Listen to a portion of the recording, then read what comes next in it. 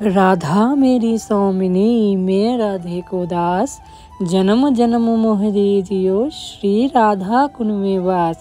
রাধে রাধে। বন্ধুরা, তোমরা দর্শন করতে পারছ রাধাকুণ্ডে অবস্থিত গিরিরাজ গোবর্ধনের যে সামনে দর্শন করে তোমার রাধা মাধবের যুগল দর্শন করে নাও। অতি দুর্লভ দর্শন, ভগবানের অত্যন্ত কৃপা হয়েছে বলে তোমরা ঘরে বসেই অতি দুর্লভ রাধাকুণ্ড আর শ্যামকুণ্ড দর্শন করতে পারছো। তুমি রাধাকুণ্ড দর্শন করে দেখো, জলটা কিন্তু সাদা হয়েছে।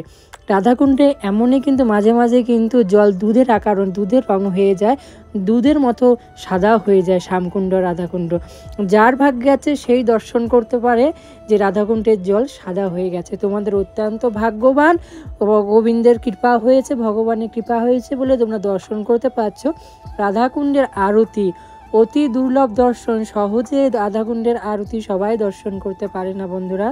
অতি দুর্লভ দর্শন রাধাকুণ্ড আর শ্যামকুণ্ডের আরতি। আজকের আরতি তোমরা দর্শন করো আর রাধারানীর কাছে প্রার্থনা করো, রাধে তুমি তাড়াতাড়ি আমাকে ব্রজধামে তোমার কাছে, তোমার রাধাকুণ্ড শ্যামকুণ্ডে তুমি আমাকে ডাকো, আমি যেন নিজ চোখে আমি দর্শন করতে পারি, আরতি করতে পারি, তোমার কুণ্ডে জানি আমি স্নান করতে পারি, তোমার জানি পূজন করতে পারি।